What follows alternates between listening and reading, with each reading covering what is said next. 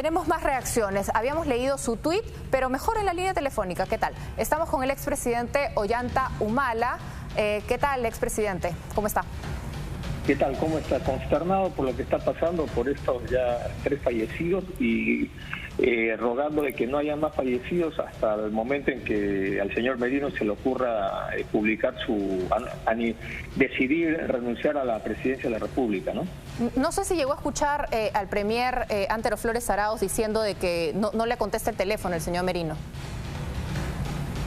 Bueno, yo no, me imagino que en estos momentos el señor Merino debe estar evaluando, pero esta crisis la han originado las bancadas del Congreso de Acción Popular, Alianza para el Progreso, Podemos, Frente Amplio y PREPAP, que animaron, que se coludieron con Merino y para cometer una infracción a la Constitución, ¿no? Vacando de manera ilegal al presidente de la República y autonombrándose presidente de la República él y generando todo este problema. Entonces lo que tenemos ahora que hacer es regresar al cauce constitucional. Para regresar al cauce constitucional hay que recordar la coyuntura de Pañagua, cuando cayó Fujimori.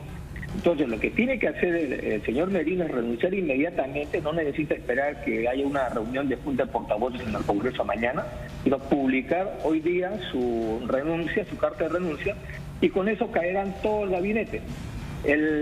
Y también tiene que renunciar a la presidencia del Congreso, cargo que aún lo tiene en suspenso, lo tiene el señor Merino.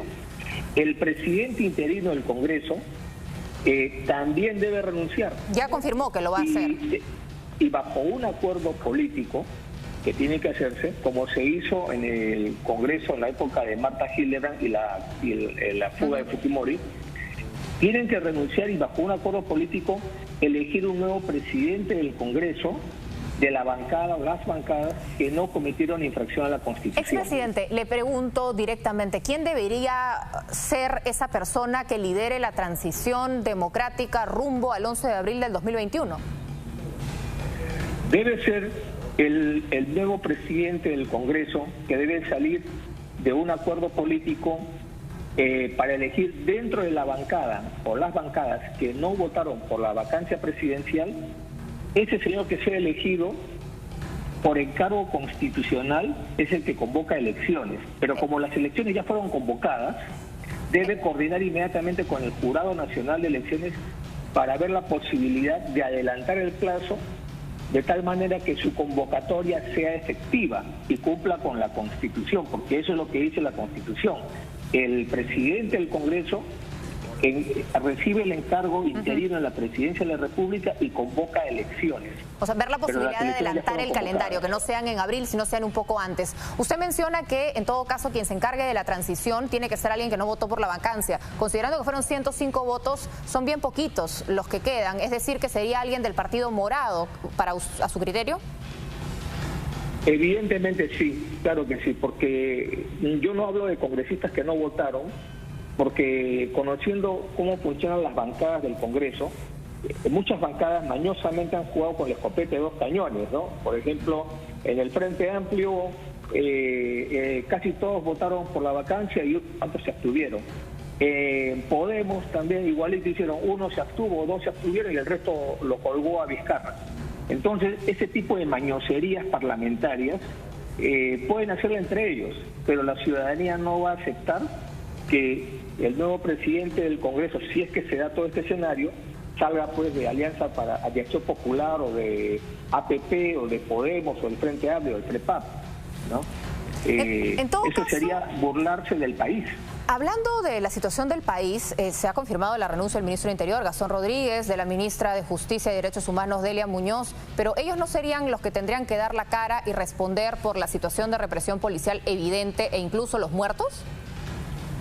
No solo van a tener que responder de eso, sino que tiene que haber después de esto un proceso como el que se hizo a los exministros del régimen ilegal inconstitucional de Fujimori, ¿no? Porque ellos, a sabiendas de que esto era inconstitucional, juraron a un presidente inconstitucional, ¿no? Y han ejercido el cargo, han firmado documentos, ¿no? Hay resoluciones con las cuales ya aparece su nombre en el peruano, entonces ya son parte también del grupo que ha conspirado contra la democracia, al igual que estas bancadas parlamentarias.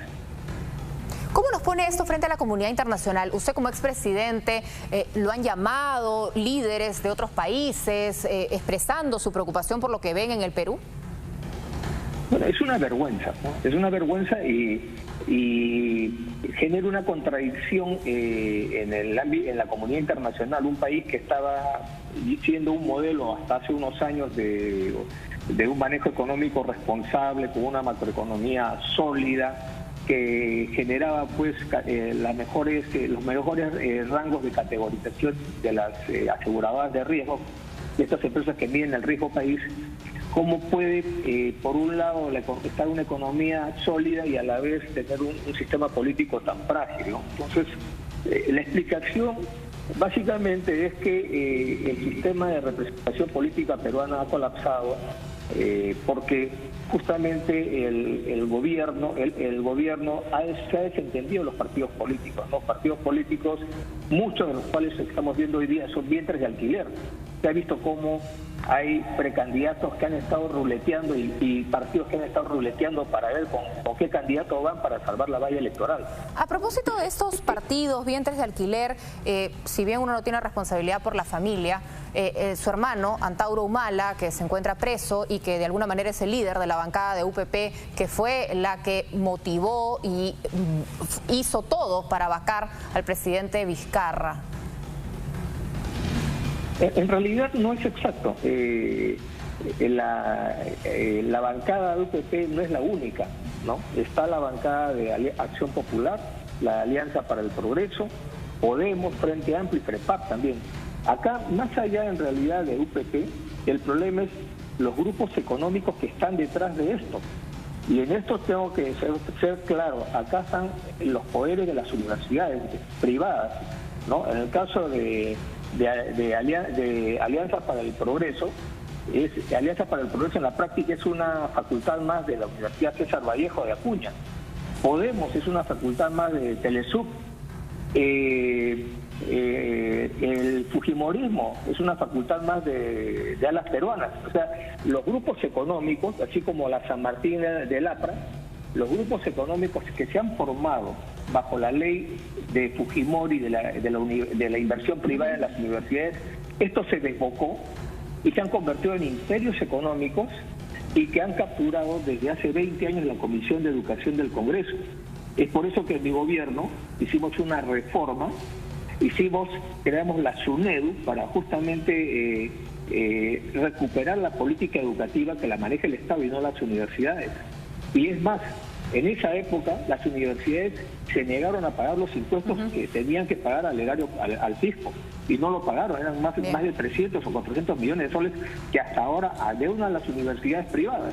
Sin duda. Entonces, más allá de un tema de un partido vientre de alquiler, el tema son los grupos económicos que están haciendo sus lobbies, que han capturado, han privatizado la política, han privatizado al Congreso de la República y nos lleva a esta situación. O sea, estamos entrando a una fase ya de agotamiento del modelo económico neoliberal, donde el problema no es una economía abierta, sino es el mercado, o sea, son los agentes del mercado, donde estamos viendo empresas corruptas en la construcción, en la educación, imperios económicos, donde dentro de unos días iban a ampliar la autorización para que 5 nuevas universidades tuvieran vigencia.